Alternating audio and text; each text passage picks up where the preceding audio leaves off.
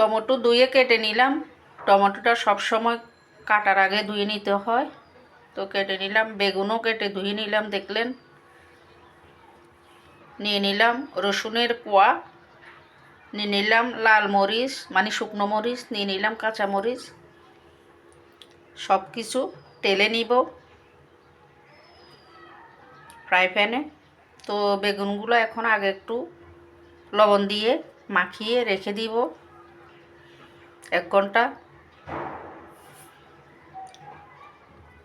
বেগুন লবণ দিয়ে মেখে রাখলে টালা বলেন ভাজা বলেন সব কিছুতে সময় কম লাগে, মানে ভালো মতো টালাও হয়, সিদ্ধ হয়। তাই এখন বেগুন লবণ দিয়ে মেখে রাখবো।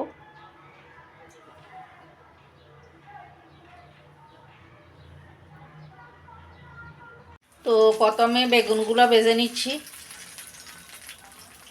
একদম 1 নিমিষে হয়ে গেছে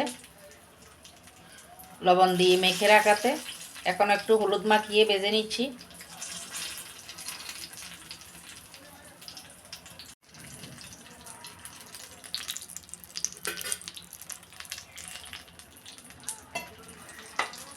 এবার টমেটো, রসুন, শুকনো মরিচ, কাঁচামরিচ সব টেলে নিচ্ছি। এখানে তেল দিই নাই, খালি কড়াইতে টেলে নিচ্ছি।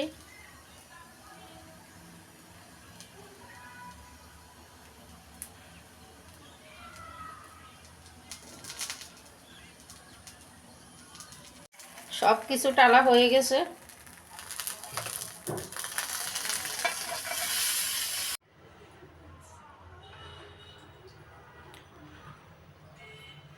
এবার সব কিছু একসাথে মেখে নিব।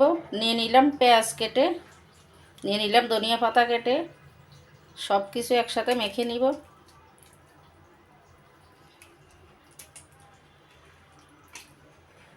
লবণ বেগুন মাখার সময় দিলাম, এখন ভর্তা বানিয়ে দেখলাম একটু কম হয়েছে, একটু দিয়ে দিচ্ছি।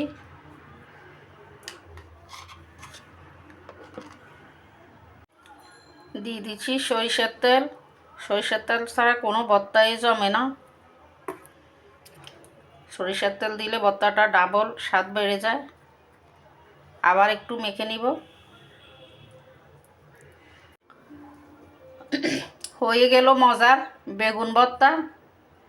দেখতে কি লোভনীয় লাগতেছে, খেতেও অনেক স্বাদের। তো অনেকে বেগুন ফোড়া দিয়ে ভর্তা বানায়, আমিও একবার বানাইছিলাম, কেমন ফাংসা ফাংসা লাগে। সে থেকে আমি বেগুন পোড়া দিয়ে ভর্তা বানাই না, আমি বেগুন ভাজা করেই ভর্তা বানাই। যারা খান নাই একবার বেগুন ভাজা করে ভর্তা বানিয়ে খেয়ে দেখবেন। এভাবে টমেটো, রসুন সব কিছু দিয়ে বানিয়ে খাবেন, দেখবেন অনেক ভালো লাগবে।